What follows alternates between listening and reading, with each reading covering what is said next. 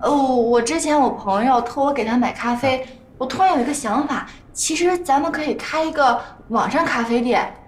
你看啊，这些全都是网上找的。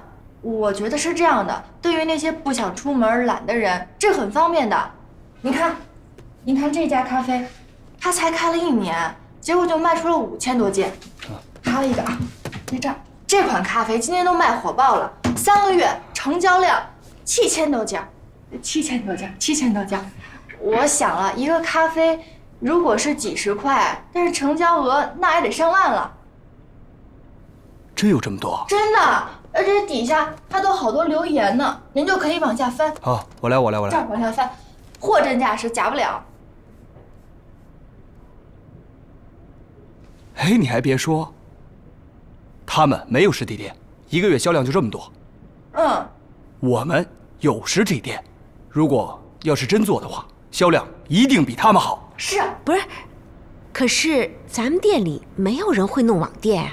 再说了，店里人手本来就不够，要是再弄个网店，肯定忙不过来的。店长我会弄，而且咱们网店刚开始啊，肯定顾客没有那么多，我能应付得过来。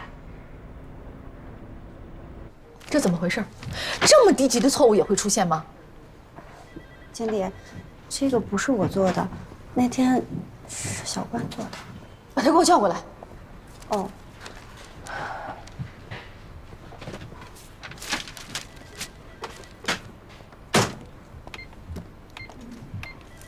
小关，经理叫你。可我这也没放，我帮你弄吧。好。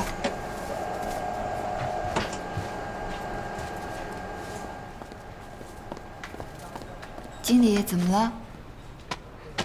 说，你是怎么检查的？这么大的错误都没有发现吗？原始数据出错，后面的工作全都是白做了。这种方案如果递出去，公司损失钱是小，让客户质疑我们的能力，谁来负责呀？这个案子本来是米雪儿的，是她说她生病了，我才接手的。我不管你们那么多，既然接手了，你就应该做好。我只问你一句，最后签字的人是谁？是不是你？是我。既然是你签字了，那公司是不是有规定，你在签字之前必须再三检查，不准有任何的失误？有吗？那你怎么检查的呀？世界500强，强就强在工作能力和服务上。我们的收费比别人贵那么多，就是因为我们不允许这种错误出现，不允许这种错误影响到客户，知道吗？如果都像你这样，我们跟其他的公司还有什么区别呀？我不管你现在手头在做什么工作，必须给我停下来，写书面检查，好好反思。我已经跟客户道歉了，请他们再给我们2天的时间。这2天你必须给我检查这个方案，不能再有任何问题了，知道吗？我知道了。拿回去，快点。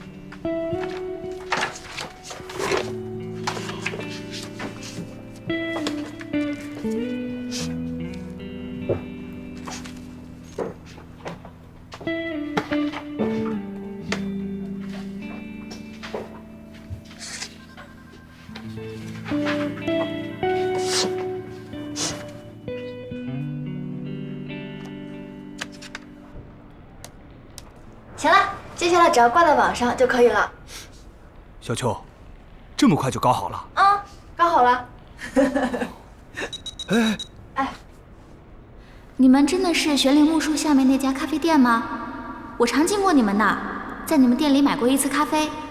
告诉他是真的啊！不行啊，把照片给他发过去。是的。您有什么需要吗？网上买有没有便宜？哎，你问他买什么东西？您想买点什么呢？我想买一支4倍量插电摩卡壶，1包1磅装的调和意大利咖啡粉，能送礼物吗？张总，能不能送他奶球跟糖啊？因为平时店里这些也都可以送人的。可以，你告诉他，送50只奶球，另外再送他1只咖啡杯。好嘞。我们送你50只奶球，外加1只咖啡杯。好的，我马上给你汇款。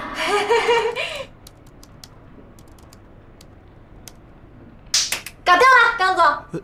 这么快就成了？啊，接下来只要快递发货过去，对方确认收货就可以了。同城差不多2、3天，异地1周就可以了。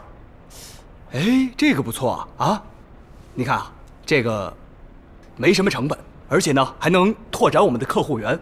这样，我拍板了，就这么定啊！我们马上成立网站，由小邱负责。有什么需求，你找店长。好的，好的，张总。这样，那个时间也不早了，大家呢一块吃个饭，我请客。顺带呢让小邱介绍一下如何经营网站。我想，照这种情况下，我们在经营好实体店的同时，网站也一定能经营好。收到。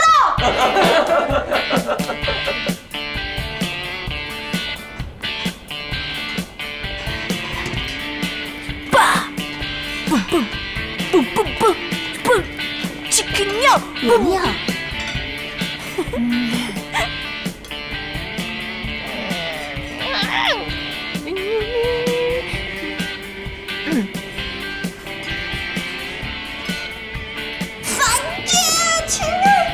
告诉你们一个好消息，我们老板同意我开网店了。我刚刚在网上做了人生中第1笔生意，而且我老板还夸我了，夸了我1下午，说什么还要请我吃饭，让我传授给大家经验的。你真棒啊，小邱妍！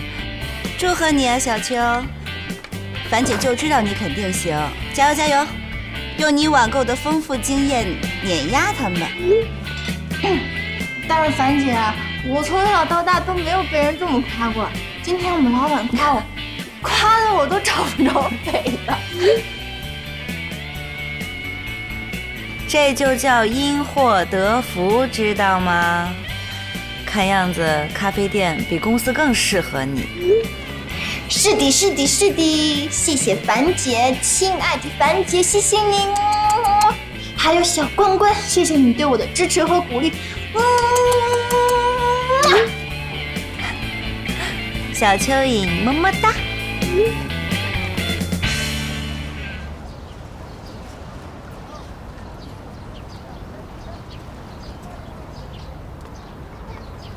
小关。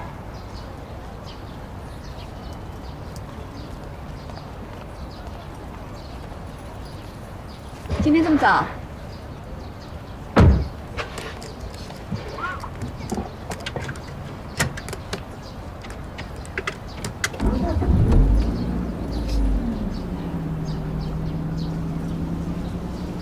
怎么了？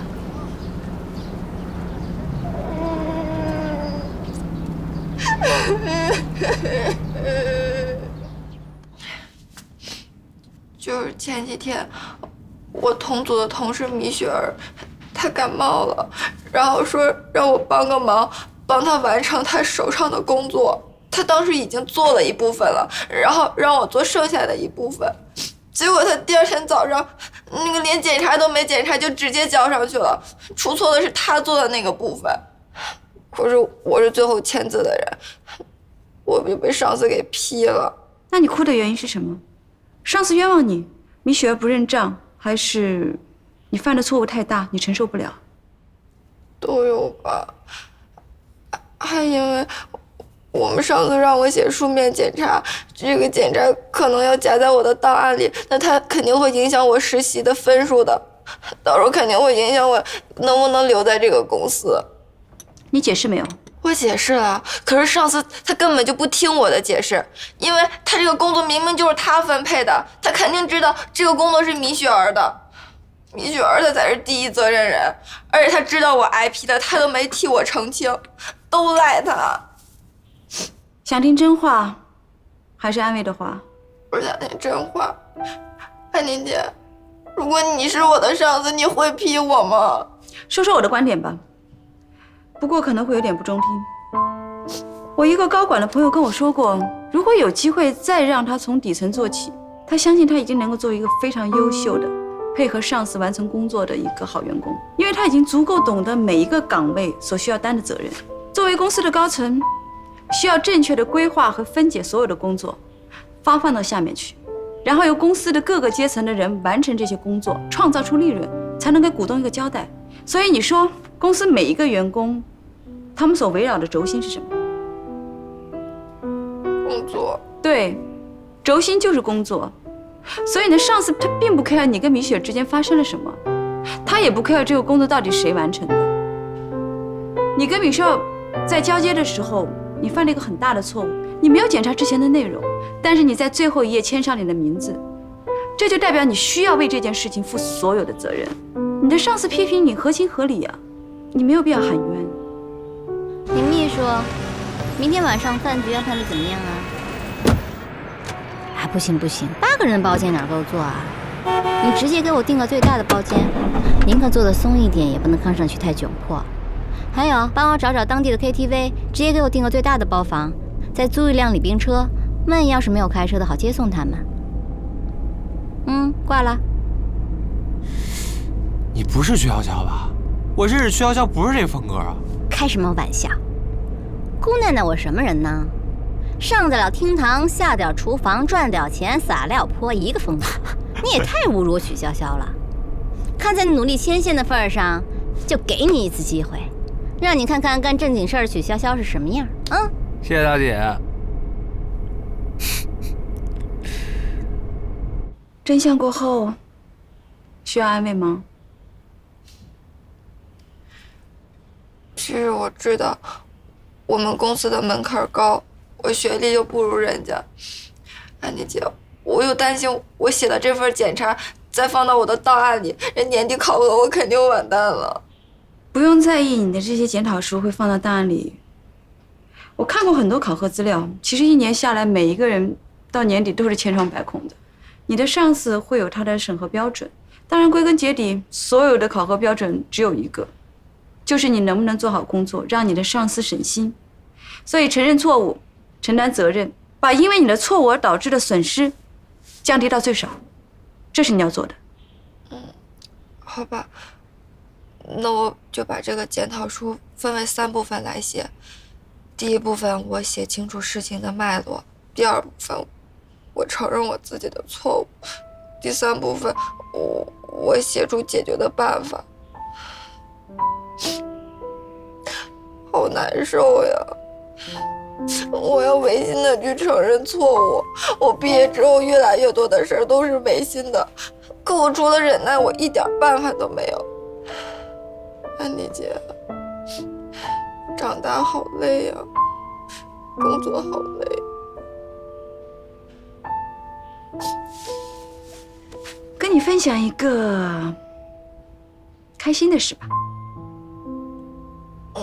其实之前我跟小曲探讨过，如果有一天你要是失业了，其实我和小曲都愿意聘用你。真的吗？为什么呀，安迪姐？你们都愿意要我呀？因为日久见人心，我们都很明白你是一个很认真而且能够做好事情的人，所以我相信你的上司应该也会跟我和小曲的判断差不多吧。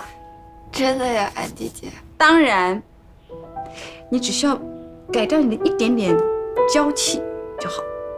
安迪姐，我不娇气，真的。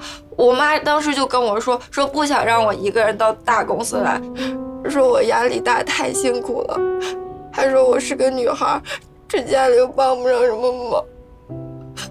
安妮姐，怎么办呀？我越说我越难受了，我感觉都让我妈给说中了，可我不想让她看死我。那你就坚强一点，别让她看死你啊！我得坚强。我这次我一定要努力撑过实习期，我得加油，我一定不被别人刷下来。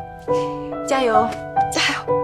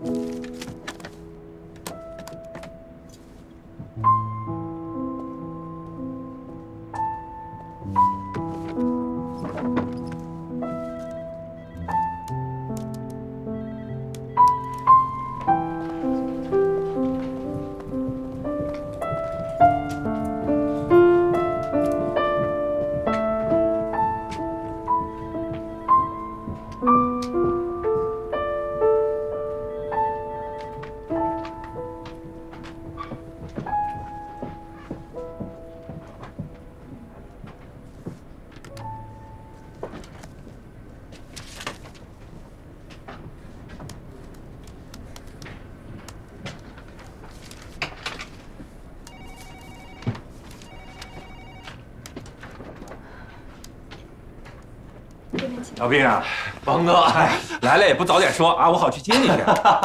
哎，徐潇潇，这就是我给你常说的曲潇潇，这是王总。王总你好，这就是曲总啊！啊，年轻有为，年轻有为啊！我是通过我爸才当上的曲总，跟王哥您不是一个级别的，之前没有涉足过这一块，这次有新合作，还请王总多多指教哦。指教谈不上啊，你们的来意，姚兵都跟我说了，这个项目是归我负责，可是不是我一个人说了算啊。我们公司现在第一步打算呢，是先选出3家合格的公司，由项目小组实地去考察，然后再决定合作对象。一会儿我把相关人士都给你们约过来，给你们搭个桥铺个路啊。至于能不能成，还得看你们自己的了啊。好，哎，王哥先坐，好，先入座。来，行，来。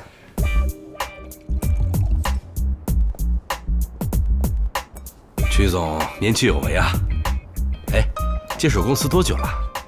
公司啊刚刚成立，但别看时间不长，我们已经拿下了 GI 项目在整个中国区的推广，还有好几个后续项目在谈。这 GI 品牌要求很高啊，能跟你们合作，可见曲总很有实力啊。曲总真是前途无量啊！来来来，我先敬你一杯。这怎么行呢？在座的都是我的前辈，都比我有经验。这杯啊，应该我来敬大家。初次接触这个项目没经验，还请大家多多指教。我干了。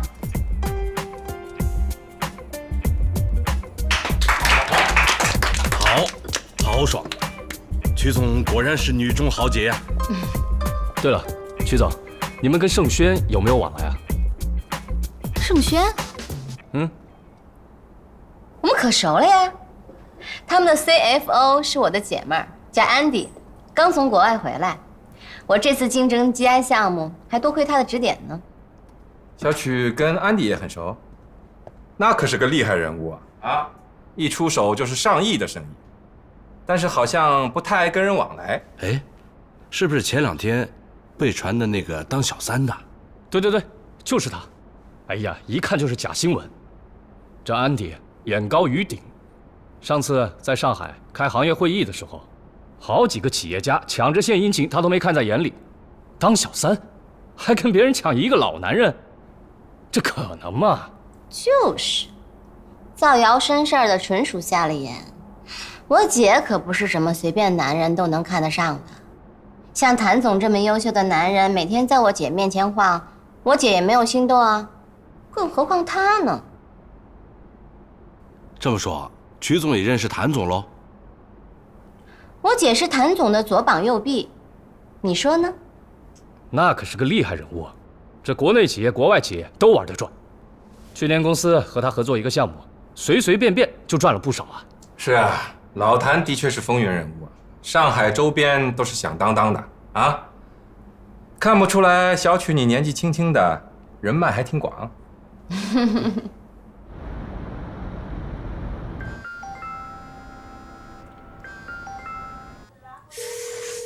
怎么不接电话呀？会有什么事儿吧？会吧。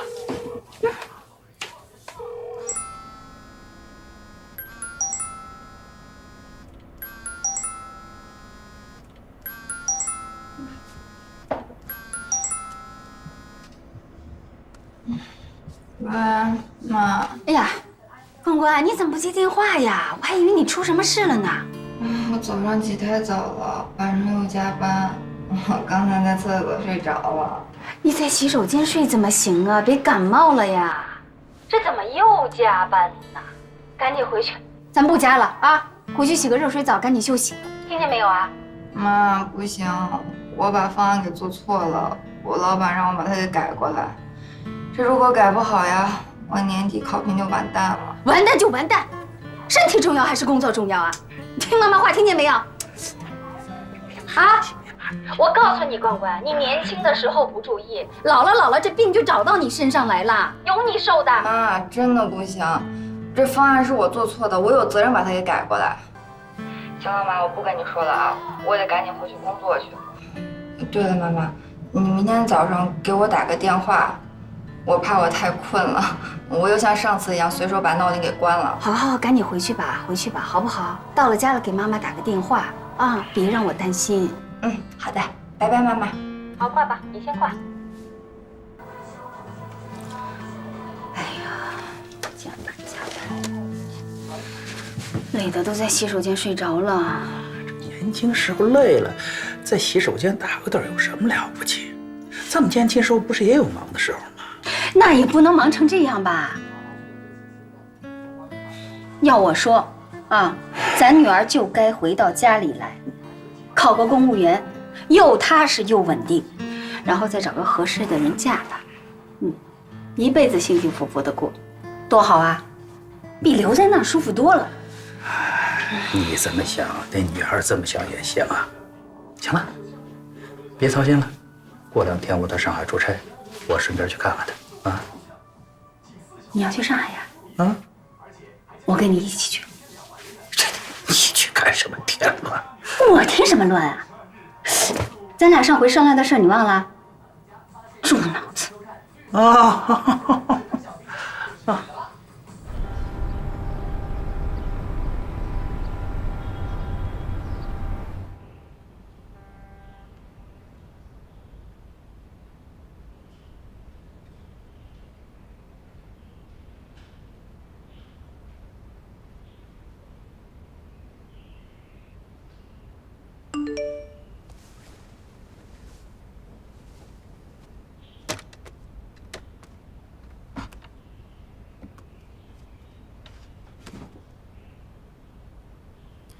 小曲，你的脚好点了吗？要注意多休息。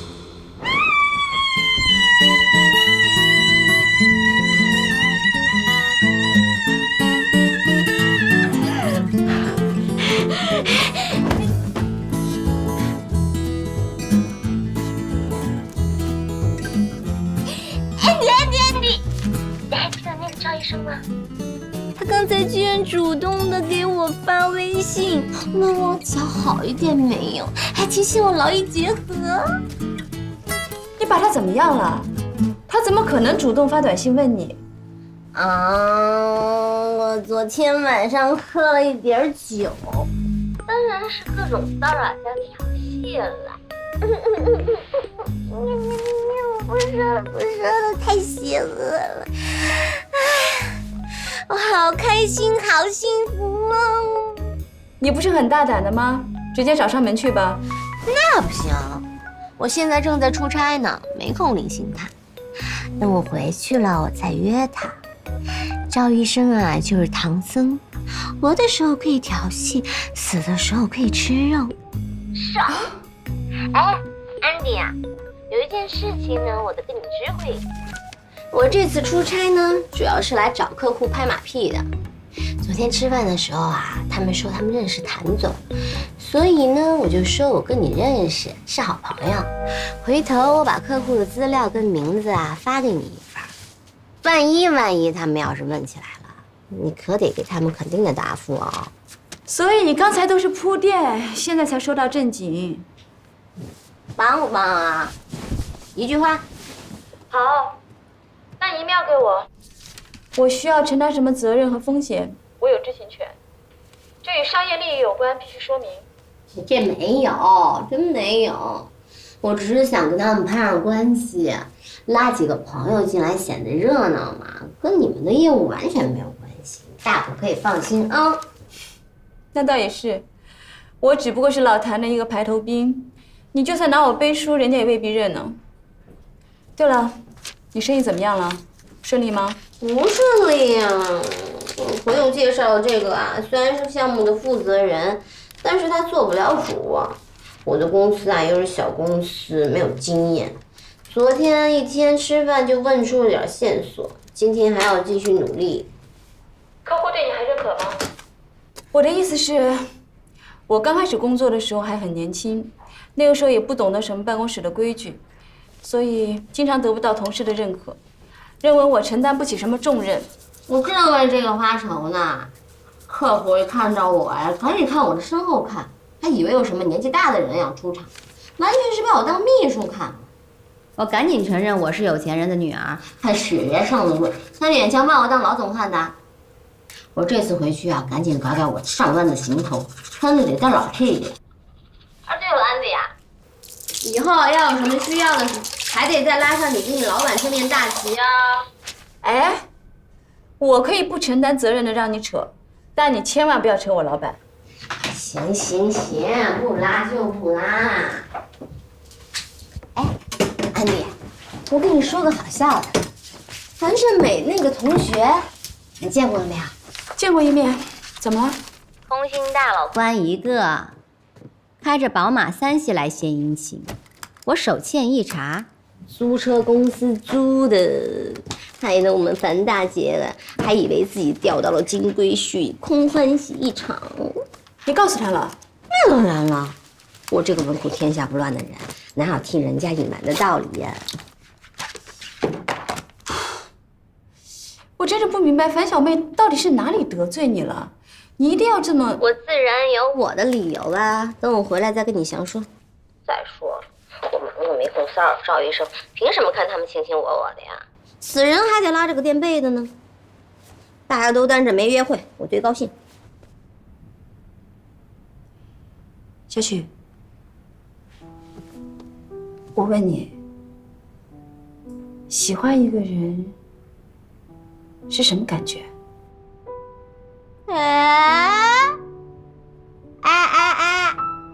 安迪，你谈恋爱了？你喜欢谁呀？不是你想的那样，而且我现在也不确定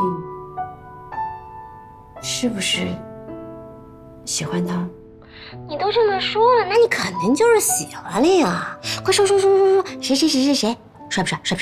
啊，算了，你就当我没问你吧。哎，你说都说了，我怎么能当你没说呢？你赶紧说呀！哎呀，你不要吊我胃口好不好？拜拜。哎，别挂！啊，太不仗义。坦坦荡荡地说出心里的话，似乎是一种奇特的能力。比如曲筱绡，不管多没道理的话，她也能说得堂堂正正、理所当然。而安迪却永远学不来她的嬉笑怒骂、洒脱自然。他不愿意坦白，害怕跟他人接触，更畏惧一切的亲密与依赖，像是一个孤独的幽灵。能让他觉得安全的，只有工作。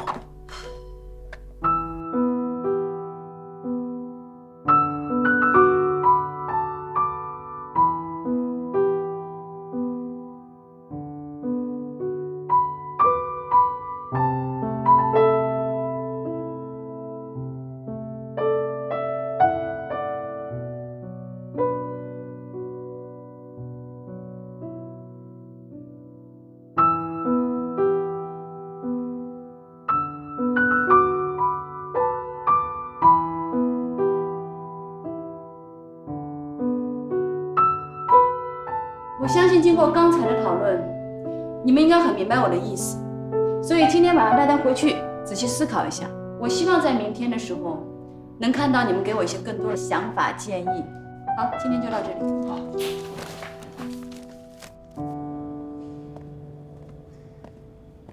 看什么呢？哎呀，我又得加班了。哎，是啊，自从公司打算收购红星啊，每天都是高强度的工作，周六周日还得加班，是个人啊都吃不消。哎，各位不好意思啊，我家里有点事儿，我先走了。哎，你们帮我盯着点啊，帮我盯着点啊。啊。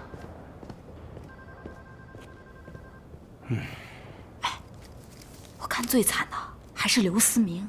话是这么说，他那方案的确有问题。安迪是让我们关注红星对多媒体方面的立体化的探索，希望产品链互动起来，相互促进，相互链接。可你看他做的，几乎和以前一样，没有什么改变。不过老刘这人吧，本来事业心就不是太强，再加上他上有老下有小，难免分心。他的心思啊，全在股票上。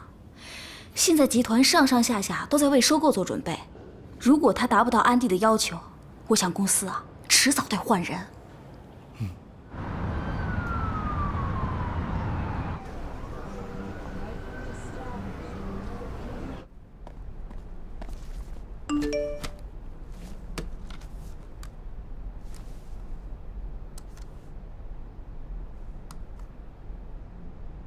你回国了？这又是要去哪儿？不告诉你，等你到了就知道了。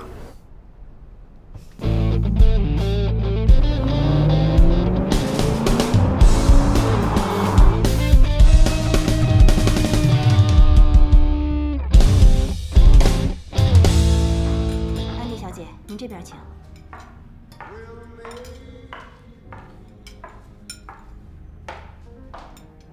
请坐。您这边不用点菜，魏巍先生已经都帮您安排好了。我们这边的厨师是 Johnny， 今天为您做菜，请您稍等。谢谢，不客气。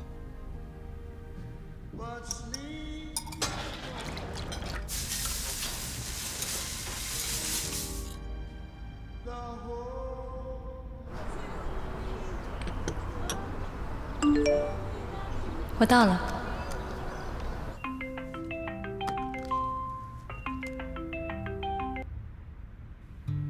之前的速冻饺子太过意不去了，这是我将功折罪。怎么样，环境、菜式都还满意吗？你不用这样。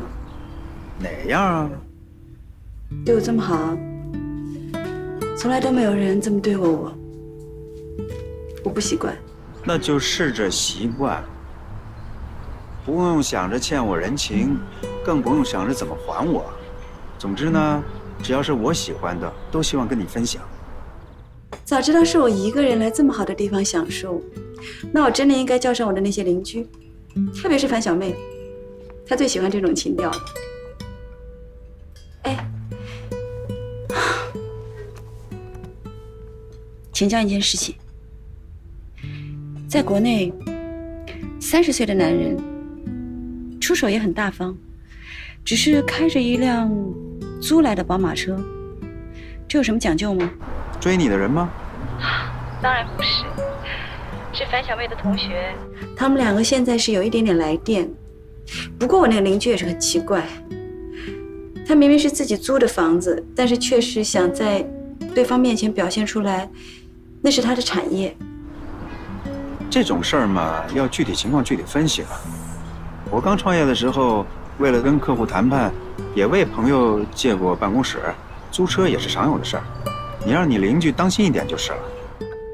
至于你的邻居嘛，既然他装有房，他同学装有车，两个人正好绝配呀。怎么样，安迪？接受我的追求和仰慕就那么困难吗？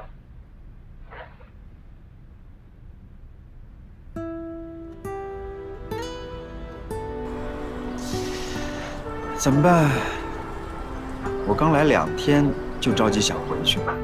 Andy， 认识你之后，我才明白，人和人的相识是如此的奇妙，就像磁极和磁极的相互吸引，又像是心里有一团火山在爆发，既排山倒海又不动声色。怎么样？在我回来之前，认真考虑我的问题。Yes or no？ 我需要你的答案。打扰一下，我的菜做好了，法式鹅肝配龙虾，请慢用。谢谢。那我先吃饭喽。来。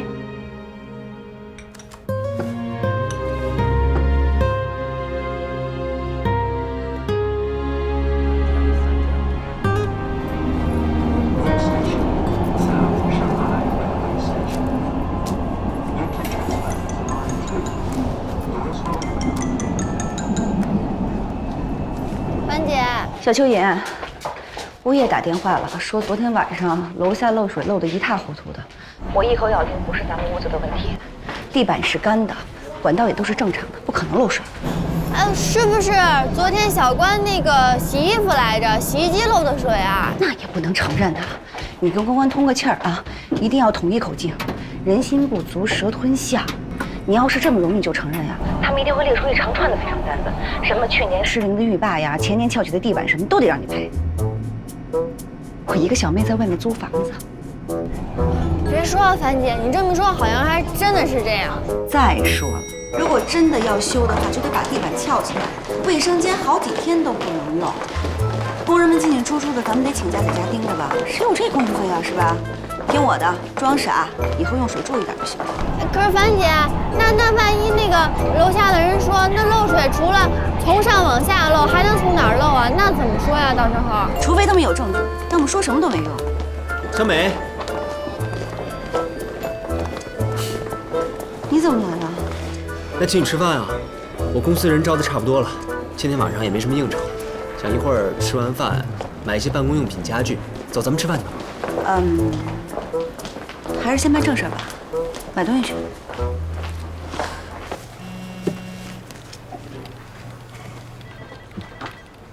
喂，哎喂，师妹，你下班了吗？我今天正好从你那儿过，要不要顺路一起接着你啊？林师兄，不好意思啊，我手头上还有几份资料要翻译，可能还得1个多小时，就不麻烦你了，谢谢啊。没关系，我正好约了人做采访，估计到你那儿也得1个多小时了。我从家乡给你带了一些土特产，1大盒上好的脐橙。今天正好一块儿给你送过去了。可是我这边还有……别可是了，脐橙这东西就是吃个新鲜，放久了就不好吃了。你要是下班晚了，我就在楼底下等着你，正好把你一起送回家，免得你一个小姑娘再提不动。好吧，好吧，那你到我公司楼下告诉我。好，一会儿见。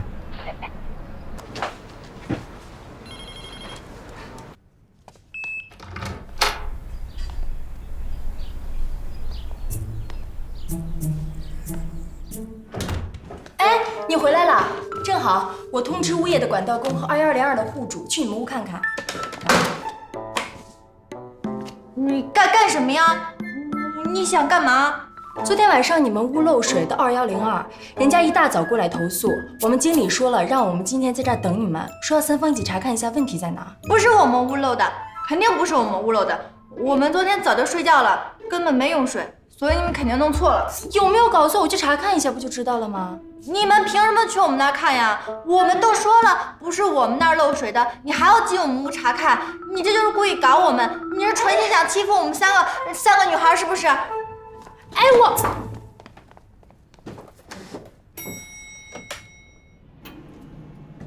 啊，喂，你好，是2102的户主吗？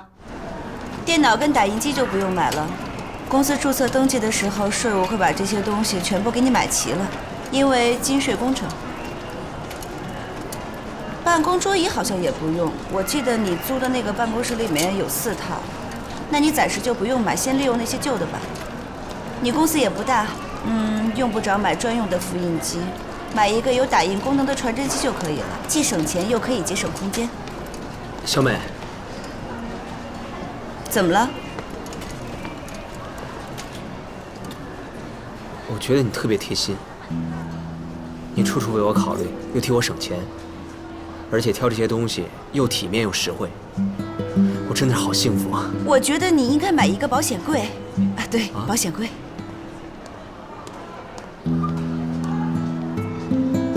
樊胜美忽然意识到，她正下意识地替王百川省钱管账，免费替他做公关应付客户。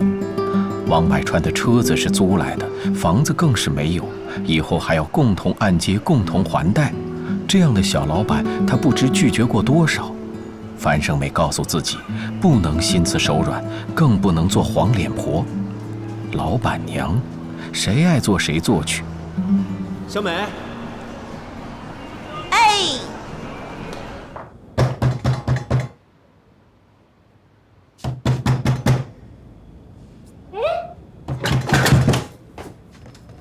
干什么？